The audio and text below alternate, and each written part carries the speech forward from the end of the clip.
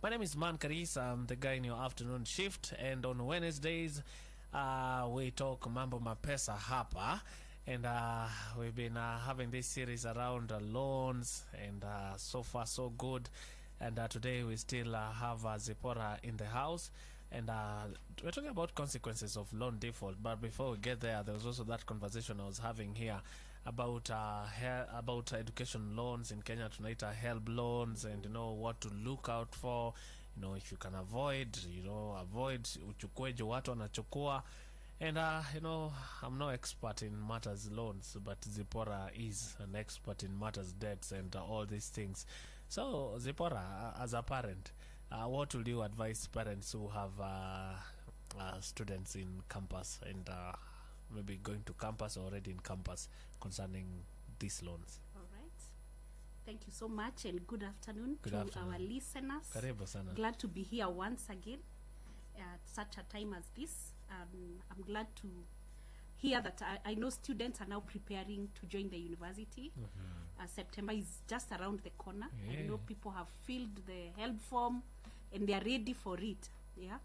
And I think as a beneficiary of help, maybe I would want to say that loans are good. As we say, there is a bad and a good loan. If you're a student and your parents are able, if you are a parent and you are listening today and you are able to pay the fee for your son or your daughter to join the university, I would advise that you pay the fee, and you would discourage them to take a loan, because taking a help loan, actually the loan is not linked to a parent. So the loan is linked to you as a youth, to you as a student. Actually, the details that are captured, your parents are just they are like guarantors. They're just there, but at the point of making payments, remember, you'll be all alone. So my advice today for parents, kindly, if you are able to pay, the loans are not for free. Actually, they have an interest. Though the interest is usually 5% interest per annum. There is usually, after now you graduate, to repay that loan, it will also accumulate a penalty of 5,000 a month if after 1 year after graduation, when you don't maybe report to help that you are yet to get a job. Mine accumulated over a period of 1 year and some months. Yeah, sure. And I would have gone there. Na hiyo ingekuwa. Exactly. I think that is a good conversation, because we had a conversation last week. We said, being in debt a death penalty? No. Remember what we said? It's not a death penalty. Be in communication with your creditors. Go and see your creditor and tell them that you owe and you are doing something about it, or you do not have a job, you lost a job.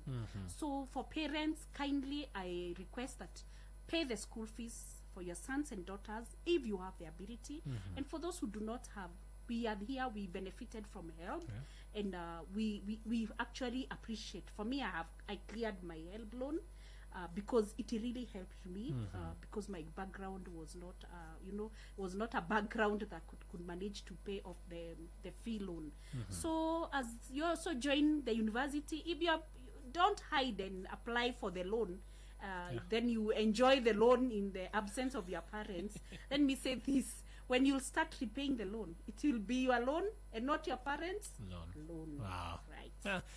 And also to remind any young person right now who went through school na umenyamazia, kesho asubuhi, if you can go to the offices and say sijapata kazi, ama imekuwa, go. If you can call and say, I was paying na kazi kaisha, call.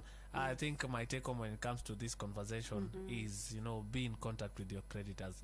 Call them, receive their calls. Sure. Now let's get to the conversation of today. And we're talking about consequences of loan default. And I know this is of great importance and actually of great concern, because about the questions we've been having here imekuwa around, nimeshindwa kulipa, ama nitafanya nini. Sure. So, and also it's knowledge for the young people. What are some of the consequences of loan default? Where are we starting from? All right.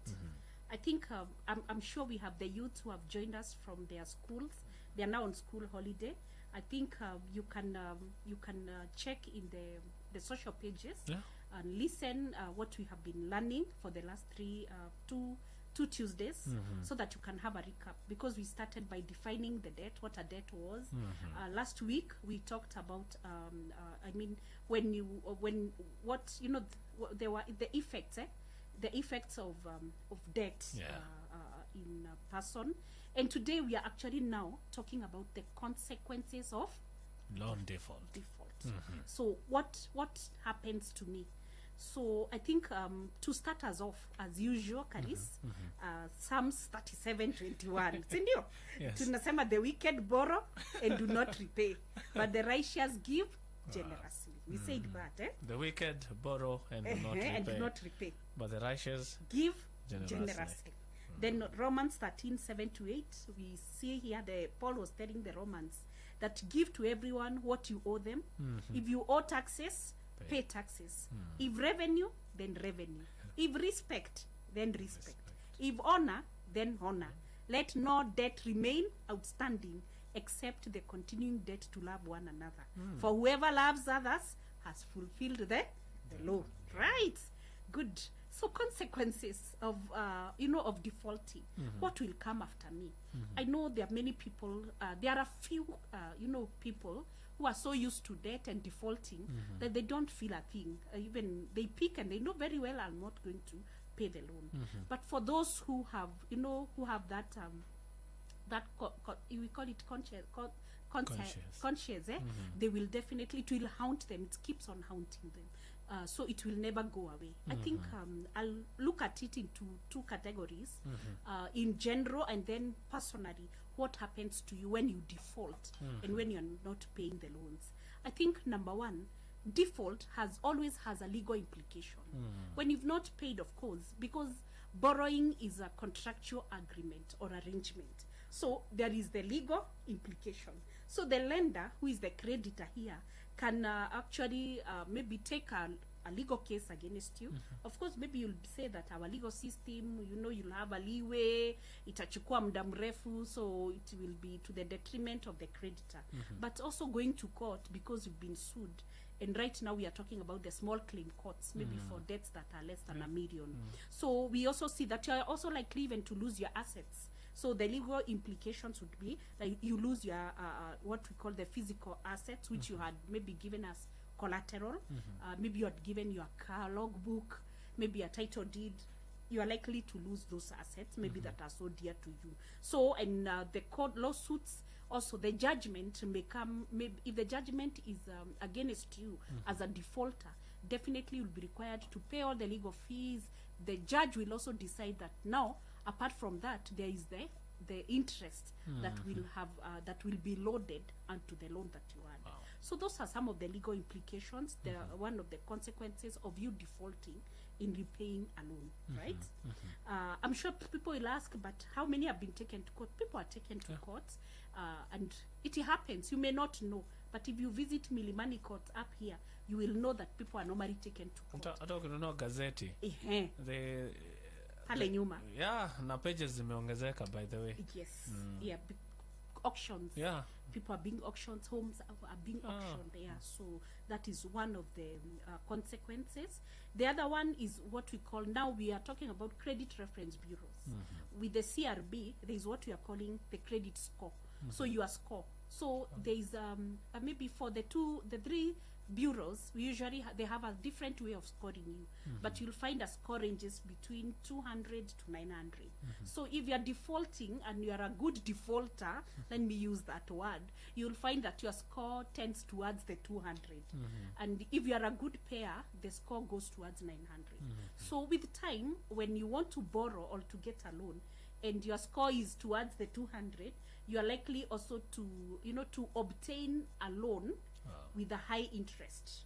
But if your rating or your score is towards 900, you might find, because we've gotten to where we are talking about risk-based lending. The risk-based lending is whereby they are also looking at your risk category. The 200, 400, 300, the risk is perceived to be very high. So even when you are going to borrow, you are likely to also to attract a loan that has high interest because you are a high risk customer. I did not hapo know that. Karisi umesikia? Hapo umenichanua. Ndio hapo naambia watu kuna certified credit professional waende wasome, ndio wajue credit professional. A question tu hapo hivyo, sure. because young people wengi wako kwa hizi za simu. Yes. Pia hizo defaulting kwa simu na nini unaenda pia kwa hizo the same judgment or the score is the same. Exactly, the score will be the same. That is why unasikianga watu wanasema mbona mimi ninaokopa mkopo na sipewi, mbona nikiitisha kwa simu sipatiwi. You know, it is so seamlessly when you ask for a loan through your mobile phone, they automatically check your status with the CRB and then now decide to that is why they usually write you an SMS, your loan is being processed, wait you know, for a few minutes or seconds. So if you are known for defaulting, if you are known for defaulting, you will not receive. When you finally need the money, maybe even for a bigger project or something, you will be told to go and sort out the small issues. Yes. Umenitanua. Nimekuchanua. Sana. Bas, hiyo ndio tunaita credit score damage. So I'm sure now, and I think we had the, you know, during the political period, people talking that we want to be removed from the CRB. We want to be moved from there because they've been listed maybe for 1,000, for 500 and all that. But eventually, lenders are still listing you. So take care of your credit score. I think in the Western world, we find a score. People really work hard to maintain a good score because people there survive on credit cards, on loans, on mortgages. So if your score is bad, then how will you survive in such countries where everyone is, you know, is sustained by debts?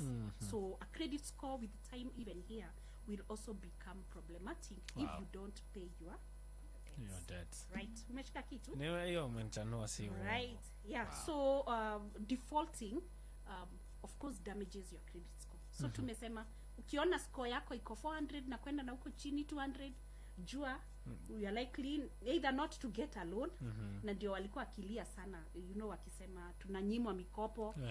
They are not telling you that because they defaulted, they are not getting the loans. So kuna every time you borrow, there is a mark that is left in the credit reference bureau. So there is a mark that you borrowed this place and this place. So we are actually, when you look at your credit report, and actually let me a credit report, you get it is for free. Actually, you only I mean, the credit reference bureau, you have a right as a consumer to access your credit report annually, free of charge. So you can check through the website, the Google. You can search the CRBs in Kenya. Then they have a procedure on how you can obtain your credit report. So you're able to see. So because you can also find, like for parents who may be listening with their youths, you have a SIM card which you have. Maybe you bought a SIM card in your name on behalf of your son or your daughter, and they also went and took a loan and all this. Those are also scenarios that are affecting most parents when they want a loan for maybe for education or for other matters. Then they are told you are listed with the CRB, and they're like, I've never borrowed and defaulted. Lakini kumbe jamaa alichukua hizo mobile loan forms akajisort akatupa hiyo line. Sasa amepata ID, anatupa hiyo line ya mzazi. I know I had a case of that nature, and I know that person may be listening. So kijana alikopa na line yenye iko registered na information ya mzazi. Alafu akadefault akatupa SIM card, akanunua yake. Na akatumia ID yake, akakuwa msafi. Amekuwa msafi. Sasa mzazi anaenda kuchukua mkopo kama saizi tupeleke university. Anaambiwa na bank, manze enda ukasort issues na CRB, sisi mkopo. Kwa hivyo anarika, as I'm speaking to you today, please don't use those SIM cards to get loans, to borrow with your parents' IDs, because they are registered and they reflect in the credit. And it is so serious that there is also somebody in court right now. Yes. Because alipoteza ID. Badala ya kwenda ku replace ID, yeye akasema ako tu sawa. Watu walirogota ID yake, walienda wakaregister SIM card na wakaibia mtu simu na pesa. Okay. Yeah, so those cases are there, and that is how now those debts are affecting the lives of parents and even the lives of the youths as well. Na watu wakikuweka kama guarantor. Okay, ukiweka kama guarantor, that one you are just a guarantor basically. You should not be listed with the CRB because you are a guarantor. Yeah, because that is now mainly on the issues of the loans under SACCOs.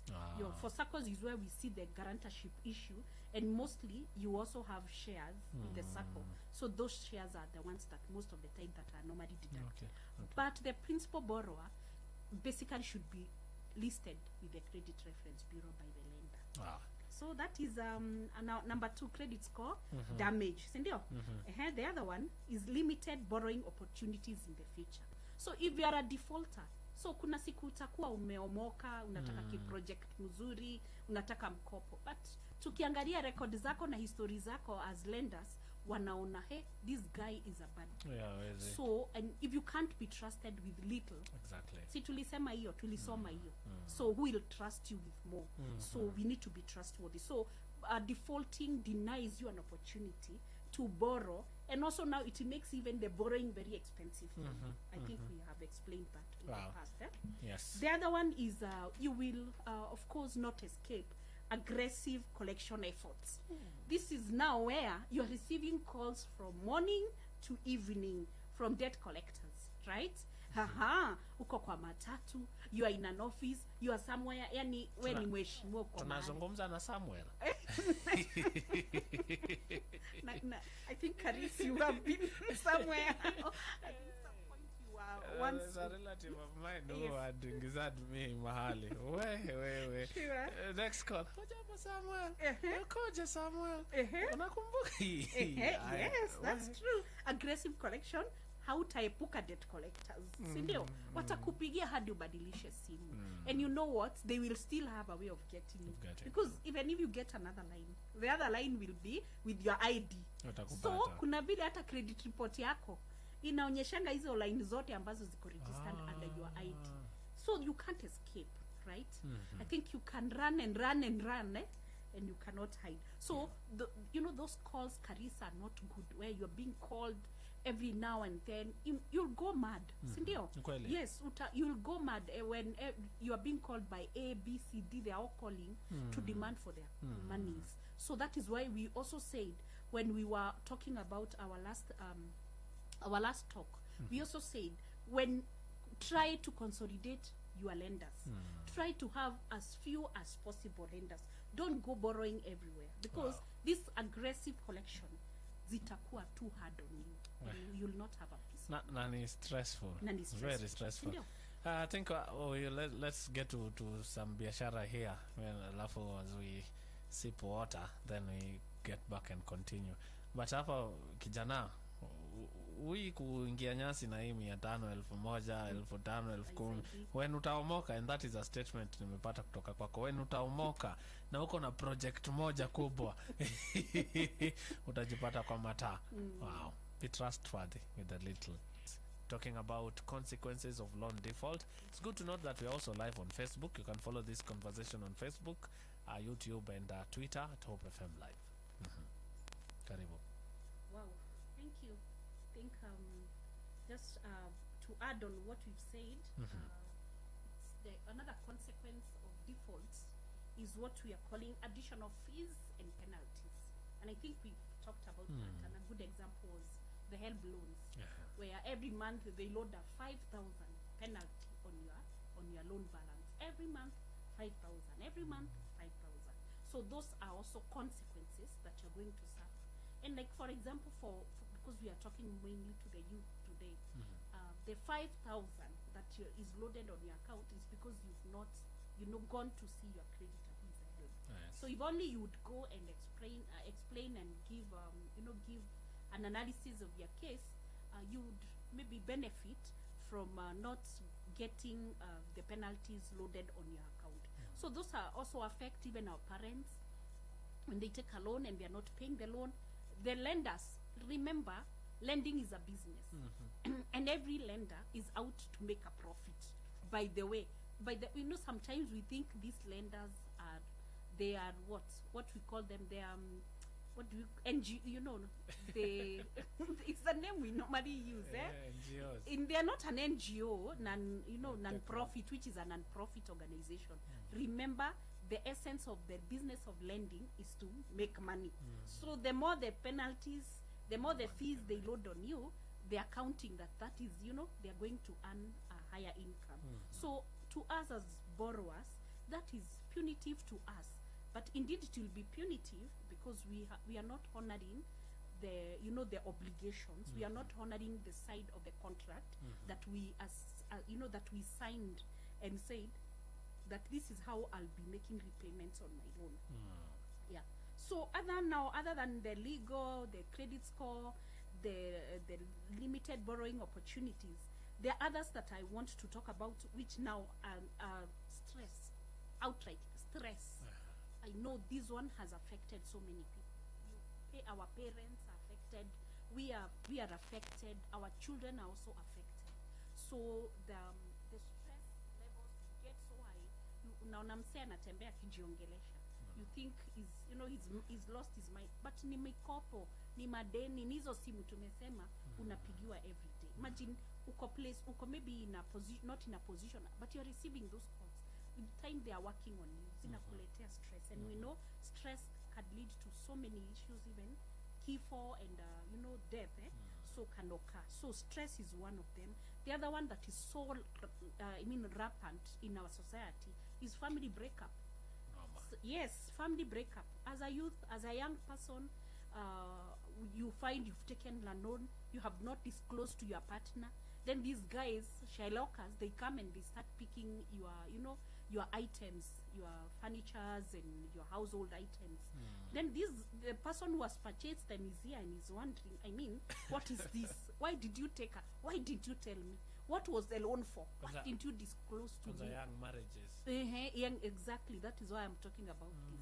So unapata, if you are a young person, you are in a marriage and you are young, it is good to disclose. Don't take loans without telling your partner, because one day, especially, you will get them from Shylockers. They will come and they will lead to a breakup into a marriage. So we see that also is a consequence of defaulting on loans. The other one is sickness. Guys, mtu is stress in a letter, sickness. Utajipata, you are now in hospital, you are sick, diabetes zinakuja, blood pressure ndio hiyo imekuingia because of these follow-ups, phone calls, wetu. Mungu atusaidie na wasaidie. Yes. Blood pressure na walima sana. Exactly. Ni deni tu. By the way, ukimuuliza anakuambia tu mimi ni madeni inanisumbua. So utapata mtu mnalipa bill, mnafanya harambee ya bill, kumbe kenye kinamuumiza ni mikopo na hata disclose kwamba it is because they have defaulted. Why is it so hard for parents to disclose? I think wakiwa na deni mahali. It's good to disclose because we said debts are not a death penalty. Yeah, usikae unyamaze, seek help. That is what we are saying. Yes, seek help. And when you seek help, you'll be assisted. Maybe even someone can talk to the creditors on your behalf, because maybe umewadanganya muda mrefu, but somebody else can stand in and talk to them, and then they help you to arrange yourself, to arrange your finances, and then you are able now to start repaying. Wengine wanaogopa hata watoto wao, sielewi. Watoto pia wanakuwa wakali sana kwa wazazi. Yes. Labda wana provide and they are wondering, why did you take the loan?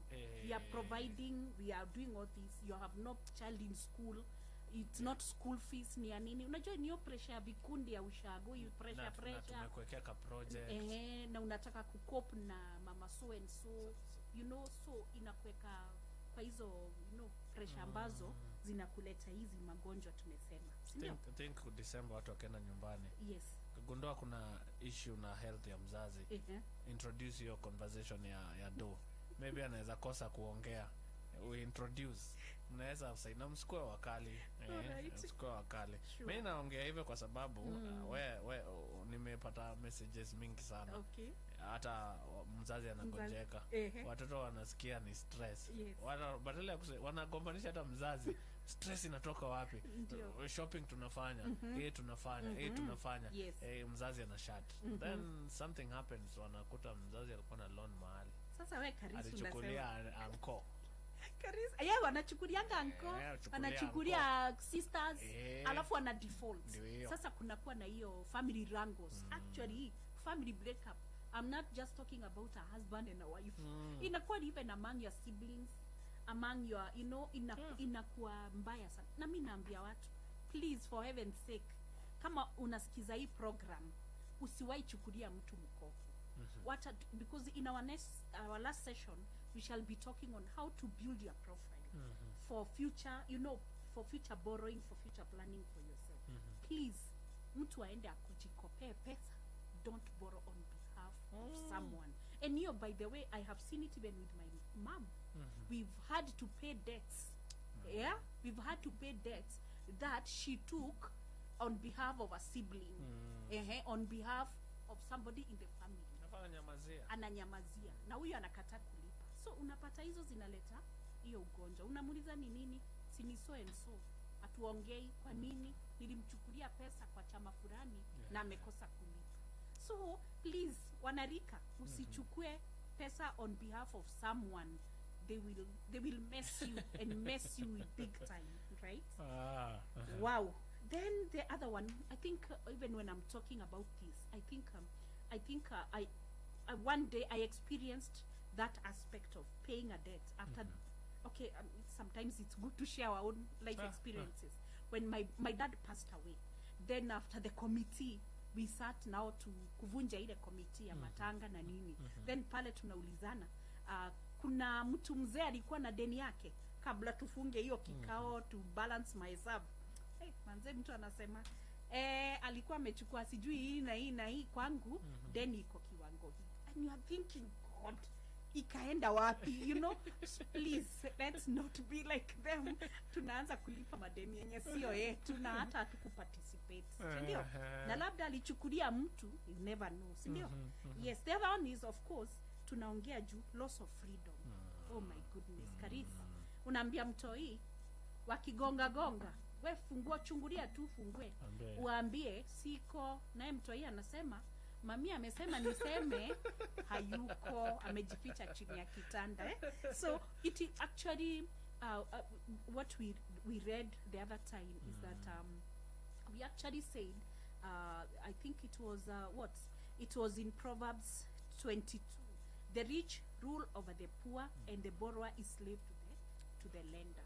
So you become you are enslaved because hauna hiyo freedom yako. Hata ukimwona na kujia hii laini, hii road, unaenda hii ingine.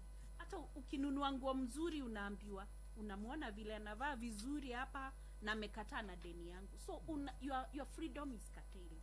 You are so much exposed even to outside forces. And hiyo pia ni inaleta hiyo shida ya people are talking about you in the estate, vile haulipangi hata kwa ofisi. Yeah, I know some people in offices, they take 1k, 2k, 5 and they never pay back. So unapata hiyo pia inanyima watu freedom, na hiyo you are denied the freedom of association because of not hata watu wakuchukulia serious. Exactly. Na kwa yes man. Yes, that is true. The other one, I think number 10 is related, I think, to number 9. We have what we call stigma. And this is when you hear group lending, whereby members borrow, they are in a group and they borrow and they guarantee each other. So the essence of the lender for you to be in a group is that you can get pressure from the group members. So once you take a loan, so they are subject to a level of stigmatization. Actually, debts can be kind of become a leprosy in those days of Israel. As in, unaeza tengwa. Actually, we see that debtors are very lonely people, by the way, because if you owe people, they will tend to segregate you.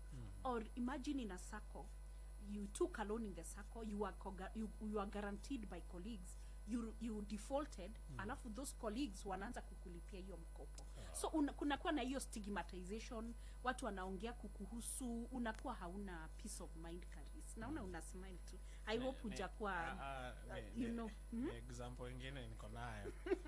Alright. Wanasemanga huko ukienda kulipa rorashio na maboys ndio wamekuchangia rorashio. Wanaangalianga familia yako ni kama walikununulia hiyo familia. That is true. So kurashia wajirashiria naombanga tu ase young men and young ladies. So mtu amerashiria na marafiki akaangi nao wanaweza mwambia kama sisi ungekuwa na bibi. Now I'm putting in kwa scenario yenye watu wanakulipia loan, unafanya kazi nao. Hata unaweza wapeanga chai na kuwaletea maji juu wanaweza kudharau. Ni kweli. So utapata kama ni hizo ni vikundi unakuwa stigmatized kabisa because you are not paying. So those are consequences of defaulting, of not paying your debts. Ndio. The other one is tumeongea juu ya high interest and penalties. Tumeongea loss of property, right? Yes. The other one, imagine there is even like a nation, when a nation is not paying, what happens? The nation loses the sovereignty of it. Yeah, unapata wale creditors wana take over those important investments. Kama wanaweza chukua port, so tunasikia story kama hizo. Wachukue SGR, wachukue nini. So the same way even yourself. Kama like for a good example is when you default like this the county taxes on buildings ukose kulipa. Actually the county takes over your property, wanaanza kuokota rent, wanajilipa pesa yao until when the debt will be fully paid. So you end up the same way as an individual. So the other one of course, sasa ni hizo tumesema stress, distress, unakuwa na issues karisi, unakuwa hauna, you know, hauko sawa. So mine is, as I repeat what we learned last time, is if you owe, tumesema debt is not a death penalty. Ongea na creditors and you cannot wish away your debts. Debts can only be cleared through making payments. That is what I can say. Jiongee. There's a time I was sent home for school fees. And kafika nyumbani and mom was like hakuna pesa. Wewe amua kukaa hapa ama uende ujiongee. Took my bag. Ukaenda kujiongea. Na ukaingia class. Si kufukuzwa tena mpaka zikate ilipatikana. So sengine unaweza ogopa. And hata kujiongea in campus, I did most of the exams by kujiongea. I would say nyumbani before niende nyumbani wacha nione dean, wacha nione so kujiongea and being truthful. Actually there's a way that when you are speaking the truth, ule mwingine pia anakuwa convicted. That is so usikufe na stress hapo, unaweza ukajiongea. And even as you talk about these consequences of loan default, I also understand and I feel like there is somebody tuned in right now. And you know the consequences are so severe that a lot of things alichukuliwa, vitu zake zilienda. And I don't know if you have an encouragement to such a listener. Because I feel like we you know life also continues. God picks, God restores. I don't know if in your line of work, you know, you've met somebody amepoteza vitu, and you know, just along the way God came through for them. Yes, the beauty with God is our God is a God of a second chance. And as you've said, actually the word in Habakkuk said that even if there will be no cows, nothing in the pen, he will still praise the Lord. So you may find yourself in that situation of death. Na unaona ni kama umefika mwisho wako. I'm here to encourage you that even when a tree is cut down, it will sprout again. So do not see like umefika mwisho, ni kama hakuna hope, ni kama hakuna a way out. There is a way out. I encountered a lady who owned a house and she was so much in debt. She was living in a big house and she had an SQ. So the SQ, the little she could fetch was just for her keep. And she was supposed to be repaying a loan of around 40,000 per month. And the bank was threatening to take over the house. And when she approached me for help, we thought about it. And I asked her, who do you live in? The main house. You live with who in that family? And she said she lives alone. The kids are big. They are married. They are out. So I told her, instead of renting out the SQ, how much can we fetch from the main house? And she said that she could fetch around 56,000 from the main house. So I told her, what you make a decision, move to the SQ, rent out the main house. Hizi vitu zako zote furnitures sifungie kwa store. Zingine peana, ukae kwa hiyo SQ, ujiadjust. And when she was like, what if my kids now come, where will they spend the night? I asked her, where do they live in Nairobi? How many times do they spend with you? Maybe once a year. So I encouraged her, and we advised her and told her kindly move to the SQ, rent out the main house. And she rented out the main house 56,000. She was actually able to pay off the debt every month of 40,000, and she was able to be left with 16,000 to live, than even the 6,000 that she used to get and not paying her loans. So my encouragement this afternoon, please don't be condemned. Don't feel condemned. Our God is a God of a second chance. He will give you a chance to rise again. Even if they've taken away, even if your items have been auctioned, even if you have nothing, just know that. Tell God and pray to God that, and He will open, you know, the way He provided a well in that widow. God will open a well for you, and you'll be able to recover and recoup that which you have lost. So be encouraged this afternoon. It is not done. It's not over. God is not done with you, and His blessings are always there. He will bless you. Just accept your situation right now. Useme niko hapa, niko hii hali, Mungu wangu. I want to get out of this debt. Give me a way out of it, and seek help. Seek help from the various financial counselors that we usually have. So that way, God will be able to raise you from one level to another level. So maybe our last session we'll pray over that issue. We will create time and we can pray with our listeners. Awesome. Yeah, those are some of the consequences of loan default. And a young person now, you know the consequence. Nikichukua hii, this might be the consequence itanipata. So you arrange yourself properly.